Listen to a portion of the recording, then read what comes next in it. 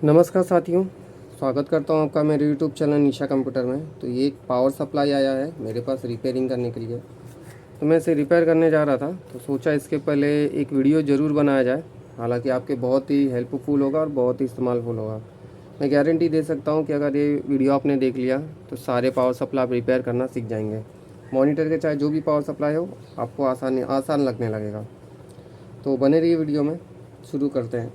तो मेरे पास जैसे पावर सप्लाई आया, तो ये आया था नो पावर की कंडीशन में। तो सबसे पहले इस कंडीशन में मैंने इसके फ्यूज़ वगैरह चेक किए हैं। ठीक है, फ्यूज़ चेक करने के बाद मैंने ट्रांसफार्मर, ब्रिज डायोड, ये सभी कंपोनेंट मैंने चेक कर लिया। तो मुझे सारे कंपोनेंट इसमें सही लगे। ठीक है, सारे कंपोनेंट को चेक करने के ऊपर मैंने वीडियोस बनाए हैं, डिटेल भी डाले हैं कैसे कंपोनेंट को चेक किया जाता है क्या है। ठीक है, तो आप उन सबको ज़रूर देखिएगा। तो अगर जैसे किसी को नहीं मिल रहा हो तो मुझे बता दीजिएगा, मैं लिंक भेज दूँगा। तो अब यहाँ पे क्या हो रहा था, तो इसमें जो मेन आईसी इसकी थी, ये वाली आईसी थी। ठीक है, TOP256VG इस आईसी का नंबर था। तो ये आईसी एक्चुअली मुझे मार्केट में कहीं पे भी नहीं मिली। ठीक है, इस तरीके की आईसी मुझे मार्केट में, मतलब मैं जहाँ पे रहता हूँ काफ़ी दूर रहता हूँ मैं, मतलब मेरा बोईसर है और मार्केट यहाँ से काफ़ी दूर है, मतलब 100 सवा 100 किलोमीटर के ऊपर है। तो मुझे तकलीफ़ होती है इतना दूर में जाने में। तो मैंने इसका सबका एक जुगाड़ निकाल के रखा हुआ है कि अगर सेम आईसी अवेलेबल नहीं मिली आपको इस तरीके से मॉनिटर में, तो आपको क्या करना होगा। ठीक है, तो इसे मैं अभी फ़िलहाल हटा रहा हूँ। तो ये आईसी देख सकते हो पीछे से डैमेज है पूरा।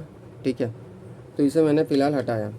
अब यहाँ पे मैं आपको सबसे पहले एक चीज़ दिखा दूँ कि यहाँ पे देखिए, अभी आईसी नहीं है। तो अगर आप चेक करेंगे तो यहाँ पे वो करंट इसका पास नहीं करेगा। ठीक है, मतलब करंट यहीं तक रुकेगा और वोल्टेज यहीं पे ड्रॉप नहीं होगा जब तक आईसी करंट पास नहीं करेगा। तो यहाँ पे एक्चुअली ऐसा है कि जैसे आपका अगर कभी जल गया या बर्न हो गया, ठीक है, इस आईसी कंडीशन में कि आपके प्राइमरी में जैसे आईसी वगैरह जल गई है, छोटे मोटे कंपोनेंट भी इसके साथ में जल चुके हैं, तो ऐसी कंडीशन में आप आईसी निकाल दीजिए, छोटे मोटे कंपोनेंट या रजिस्टर जो भी आपके जले हैं वो निकाल दीजिए। हाँ, अगर ब्रिज डायोड, कैपेसिटर, ये सभी अगर ऊपर के जो कंपोनेंट हैं, इस तरीके जो कंपोनेंट है, अगर ये कुछ प्रॉब्लम है तो इनको चेंज करिए और वापस से लगाइए। लेकिन जैसे एसएमडी कंपोनेंट है, जैसे ये आईसी तो चलो ख़राब है तो आप आईसी को निकाल दीजिए इसके साथ में। ठीक है, आईसी निकाल दीजिए और छोटे मोटे एसएमडी कंपोनेंट कुछ जले हैं तो आप उसको भी निकाल दीजिए। ठीक है, तो इसको निकाल दीजिए पूरा। उसके बाद क्या करेंगे आप, तो इस तरीके का एक मार्केट में पावर सप्लाई मिल जाता है। एक इसको बोलते हैं इलेक्ट्रॉनिक पावर सप्लाई आता है। ठीक है, इसका मॉडल नंबर देख लीजिए क्या है। तो इसका मॉडल नंबर है 29-3, मतलब ये 3 वायर के सप्लाई आते हैं। आपको ये इंस्टॉलेशन आज हम करेंगे। ठीक है, तो 29-3 को पावर सप्लाई को आपको इसमें इंस्टॉल करना पड़ेगा, जिसकी वजह से ये चालू हो जाएगा। तो इसे कैसे इंस्टॉल करते हैं, तो इसका सबसे इजी तरीका है, आप देख सकते हो इसके बॉक्स पे। ठीक है, तो इसके बॉक्स पे अगर आपको ध्यान से मैं दिखाने की कोशिश करूँ तो इस तरीके से रख लीजिए, ये कुछ ऐसे आ जाएगा। ठीक है, तो सबसे पहले इसमें आप देख सकते हैं कि इसका एक ब्लैक वायर है। ठीक है, ये ब्लैक वायर जा रहा है इसके ग्राउंड, ये किसी ग्राउंड से अटैच दिखा रहा है। तो इसका मतलब है किसी ग्राउंड से, मतलब आप देख सकते हो 300 वोल्ट दिखा है, तो इसका मतलब है जो 300 वोल्ट का जो बड़ा कैपेसिटर है उसके ग्राउंड से अटैच करना है इसके। ठीक है, तो यहाँ पे देखिए इसका बड़ा कैपेसिटर है, तो इसका जो ग्राउंड रहेगा आपको उसमें अटैच करना पड़ेगा, इसका ब्लैक वायर को। ठीक है, उसके बाद इसका जो दूसरा वायर है वो जा रहा है एक ट्रांसफार्मर के, मतलब ये देख सकते हैं ये ट्रांसफार्मर, ये सब सिंबल है। ठीक है, आपको सिंबल थोड़ा समझना होगा। तो ये प्राइमरी के ट्रांसफार्मर पे जा रहा है। ओके, तो आप देख सकते हैं ये रेड वायर यहाँ से होते हुए प्राइमरी के ट्रांसफार्मर पे जा रहा है ये ठीक है, फिलहाल इसमें देख लीजिए, आगे का मैं आपको समझाता हूँ। और तीसरा जो वायर है ग्रीन वायर, ये जा रहा है ऑक्टो कपलर के पिन नंबर 4 पे। तो अगर डायग्राम के माध्यम से आपको समझ गया तो अच्छी बात है, अदरवाइज़ अब मैं आपको बोर्ड पे दिखा देता हूँ। तो देखिए ये हमारा बोर्ड है। ठीक है, पावर सप्लाई का बोर्ड है। तो इसमें जो हमारा जो सबसे पहले दिखाया है ब्लैक वाला, ये आपको जा रहा है बड़े वाले कैपेसिटर पे 300 वोल्ट का, जो कि यहाँ पे रहता है। ठीक है, ये अलग साइज़ का है, कभी कभी दूसरा 450 वोल्ट का कैपेसिटर रहता है, 400 वोल्ट का भी कैपेसिटर रहता है। तो मोस्टली वो 400 450 का वोल्ट रहता है, लेकिन आता उस पर 250 से 300 वोल्ट है। ठीक है, कैपेसिटर 400 वोल्ट से 450 वोल्ट के रहते हैं बड़े वाले कैपेसिटर। और उस पर जो अगर आप नोटिस करेंगे तो 250 से 300 के बीच में आता है उसमें, क्योंकि एसी हमारा जो घर का करंट होता है वो 250 के आसपास तक रहता है, 230 के आसपास तक रहता है, ठीक है। तो उसके बाद लेकिन इस पर करंट हमारा 300 350 तक भी आता है, ओके।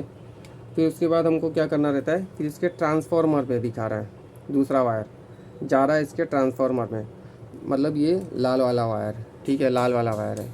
तो आपको यहाँ पे करना क्या होगा, तो यहाँ पे आपको मैं 2 ऑप्शन दूंगा, ठीक है। सबसे पहला ऑप्शन है कि देखिए इसमें ये एक ऑप्शन जैसे मैं दिखा दे रहा हूँ कि जैसे इसमें बताया गया है कि आपको यहाँ पे भी दिखाया गया है लेकिन चाइनीज़ भाषा में लिखा है। तो यहाँ पे दिखा रहा है क्या कि ट्रांसफार्मर के आपको ये जो दिखा रहा है जहाँ पे आपको शोल्डर मतलब शोल्डर करना है इसका रेड वायर, वो आपके ट्रांसफार्मर पे जो सबसे ज़्यादा वोल्टेज आता होगा उसके प्राइमरी सेक्शन के सबसे ज़्यादा जो वोल्टेज जहाँ पे करंट आ रहा है आपको ये वहाँ लगाना होता है, ठीक है। प्राइमरी सेक्शन के ट्रांसफार्मर पे सबसे ज़्यादा करंट जहाँ पर आ रहा है ये आपको वहाँ लगाना होता है, इसका रेड वायर को वहाँ टच करना होता है, ठीक है। और एग्जांपल अभी जैसे ये देख लीजिए, ये वाला इसका ट्रांसफार्मर है, मतलब सॉरी हाँ ये ट्रांसफार्मर है, ये ट्रांसफार्मर का जो पहला टांग है इस तरफ का ये वाला, ठीक है, ये वाला, तो इस पर सबसे ज़्यादा करंट आ रहा है, ठीक है। वो मैं प्रैक्टिकल अभी करके दिखाता हूँ आपको। सबसे ज़्यादा करंट आ रहा है कि यहाँ है, या तो फिर अगर आपको इस तरीके से नहीं समझेगा कि ट्रांसफार्मर की करंट कैसे जिस पे किस पे सबसे ज़्यादा आ रहा है, तो दूसरा ऑप्शन ये है कि जैसे आप आईसी निकाल देते हैं, तो चाहे ये वाली आईसी हो या 3 टांग की आईसी होती है, ठीक है, 3 टांग के भी मॉसफेट आईसी होती है, आप उसको भी निकाल दीजिए, अगर नहीं मिल रहा तो आप उसको निकाल दीजिए।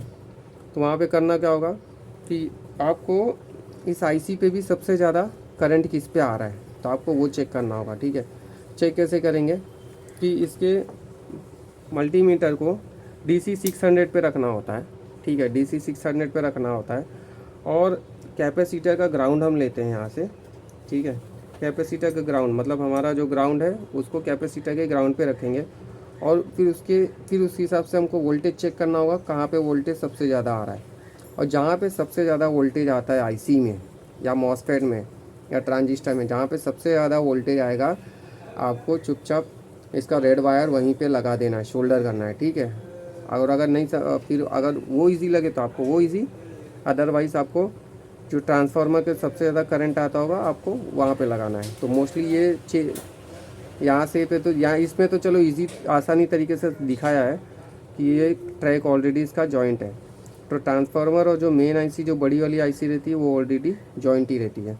तो चलिए मैं आपको यहाँ पे सबसे पहले करंट आपको चेक करके दिखाता हूँ कि सबसे आईसी पे सबसे ज़्यादा करंट कहाँ पे आ रहा है और ट्रांसफार्मर पे सबसे ज़्यादा करंट कहाँ आ रहा है। तो इसमें हमारे ट्रांसफार्मर कौन कौन से हैं, तो हमारे जो ट्रांसफार्मर है वो है ये ट्रांसफार्मर का प्राइमरी सेक्शन है और सेकेंडरी। तो हमको जो करना है प्राइमरी साइड में ही करना है, ठीक है, सेकेंडरी साइड में काम नहीं करना। तो हमारे ट्रांसफार्मर का प्राइमरी साइड में हम चेक करेंगे, ठीक है। तो ये आईसी ऑलरेडी दिखा रहा है अटैच, पर अगर जैसे आप कभी किसी में नहीं दिखाता है तो वहाँ पे बहुत से लोगों को कन्फ्यूज़न होता है कि भाई कैसे पता चलेगा।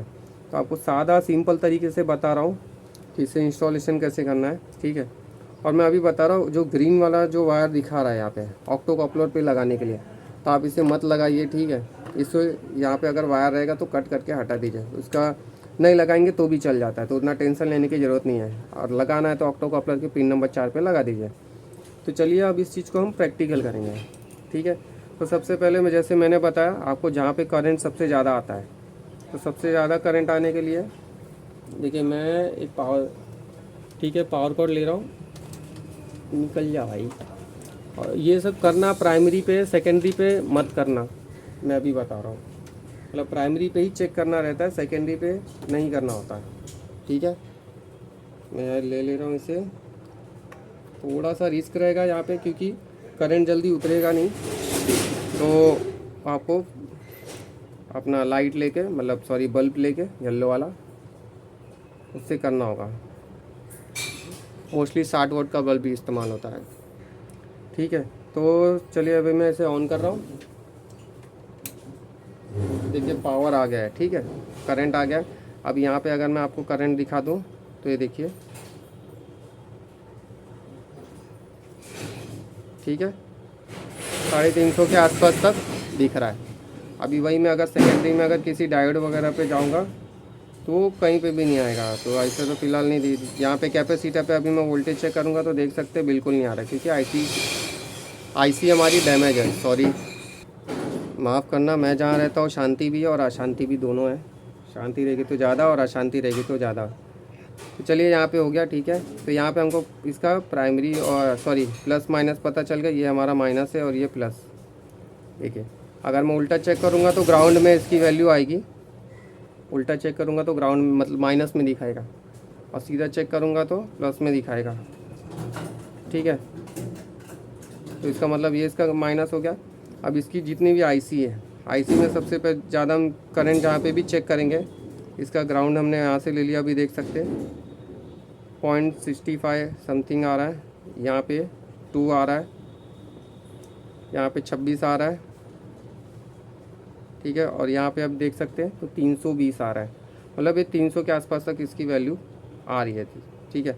अब यहीं से ट्रांसफार्मर भी जुड़ा है, तो देखिए मैं इसे यहाँ पे अटैच कर रहा हूँ, तो ये भी 320 के समथिंग आ रहा है। तो इसका मतलब है आपको जो इसका रेड वाला वायर है वो आपको यहाँ पे इंस्टॉल करना पड़ेगा, ठीक है। और इसके साथ साथ अगर आपके और भी कुछ रजिस्टर इसमें ख़राब है या डायोड ख़राब है, छोटा मोटा जो भी एसएमडी कंपोनेंट है, आप उसे वहाँ से निकाल दीजिए। तो अभी सबसे पहले मैं इसे डिस्चार्ज कर लेता हूँ। डिस्चार्ज करने के लिए बल्ब लेना होगा और इसे इस तरीके से लगाना होगा थोड़ा सा, ठीक है। वो इसका साइज़ छोटा एक्चुअली हो नहीं रहा, और शॉर्ट करके मत करना कभी, अदरवाइज़ कैपेसिटर की काम करने की वैल्यू ख़राब हो जाती है, ठीक है। तो यहाँ पे एक बार चेक कर लेंगे हम। देखिए अभी भी 26% है मतलब, ठीक है। तो अब ये ख़त्म हो चुका है। जब इसमें करंट ज़्यादा होगा तो कभी ऐसा शॉर्ट मत करिएगा, रिक्वेस्ट कर रहा हूँ, अदरवाइज़ कैपेसिटर ख़राब हो जाते हैं, ठीक है। तो ये हो गया। अब उसके बाद आपको करना इसमें क्या होगा, जैसे कि मैंने बताया, ग्राउंड को आपको ग्राउंड से अटैच कर देना है, ठीक है। मैं इस तरीके से ले रहा हूँ सप्लाई को ग्राउंड के, हालांकि इसे मैं छोटा कर दूंगा यहाँ से, ठीक है। ये छोटा कर दिया और इसे मैं छोटा कर दूंगा, ओके। ये छोटा होने के बाद ग्राउंड को मैं ग्राउंड से अटैच कर दूंगा। इसका मॉडल नंबर देख सकते हैं 29-3 है, ठीक है। मार्केट में ये मिल जाएगा आपको, आसानी से मिल जाता है। यहाँ पे मैं इसे ग्राउंड से अटैच कर दे रहा हूँ। और दूसरा हमारा जो रेड वायर है, या तो आप सबसे ज़्यादा वैल्यू जहाँ पे आईसी पे आ रहा था उस पर कर दो, या तो फिर ट्रांसफार्मर के जो सबसे ज़्यादा वैल्यू है वहाँ पे कर दो। मैं ट्रांसफार्मर पे फ़िलहाल ऐड कर ले रहा हूँ, ठीक है। तो ये हो गया हमारा रेडी। इन अभी यहाँ पे कैसा होता है कि यहाँ पे एडजस्टेबल भी रहता है, कि अगर आपको वोल्टेज ड्रॉप हो रहा है, मतलब मॉनिटर में लगाने के बाद अप डाउन हो रहा है, प्रॉपर नहीं आ रहा है, तब आपको ऐसी कंडीशन में क्या करना होता है, तो यहाँ पे कभी लो, फास्ट और लो का ऑप्शन रहता है, ठीक है। तो इसे ये ऑलरेडी ऑटोमेटिक सेट रहता है, हालांकि इसमें कुछ छेड़खानी करनी नहीं रहती है। 60-70% जो रहता है वो ऑटोमेटिक अपने आप आ जाता है, लेकिन कभी अगर नहीं आया तो आपको इससे थोड़ा सा धीरे धीरे बढ़ाना होगा, ठीक है, ऊपर की तरफ करना होगा। जब आ जाएगा तो ये ऑटोमेटिक मॉनिटर आपका चलने लगेगा। लेकिन उसके पहले मैं अभी बता रहा हूँ, सारे कंपोनेंट चेक कर लेना, आपके सही होने चाहिए। हालांकि मैंने पहले से चेक कर लिया, मेरे सारे कंपोनेंट खराब सही हैं, सिर्फ मेरे पास आईसी नहीं है, ठीक है। तो अब हम यहाँ पे क्या कर देंगे, तो मैं इसके मतलब जो भी अलग मैंने करके रखा था, तो इन सभी को मैं यहाँ पे एडजस्ट कर दूँगा, ठीक है।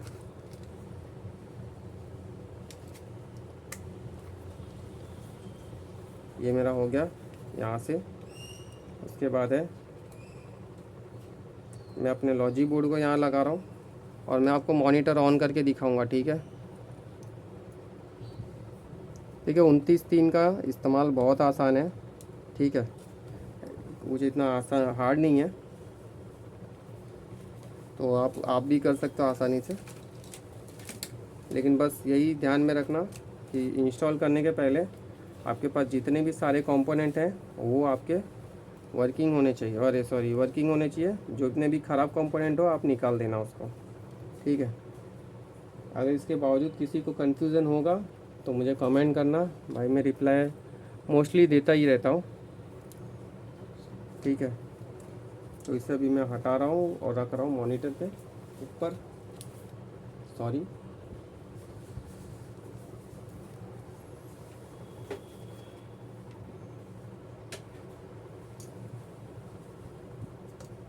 ठीक है। तो ये मॉनिटर के ऊपर ले रहा हूँ मैं यहाँ पे। अब इसके बाद है, देखिए अभी जॉइन करना तो आपको समझ गया, फिटिंग आपको अपने हिसाब से करना पड़ेगा, कैसे फिटिंग होगा, कहाँ होगा, ठीक है। तो वो चीज़ आपको थोड़ा एडजस्ट करना पड़ेगा जब भी आप मॉनिटर में फिटिंग करेंगे उसके बॉडी में। तो वहाँ पे ये मैंने सिखाने के लिए पूरा निकाल के रखा हुआ है, आपको बताने के लिए निकाल के रखा था। तो अभी मैं इसे यहाँ पे लगा रहा हूँ, ठीक है।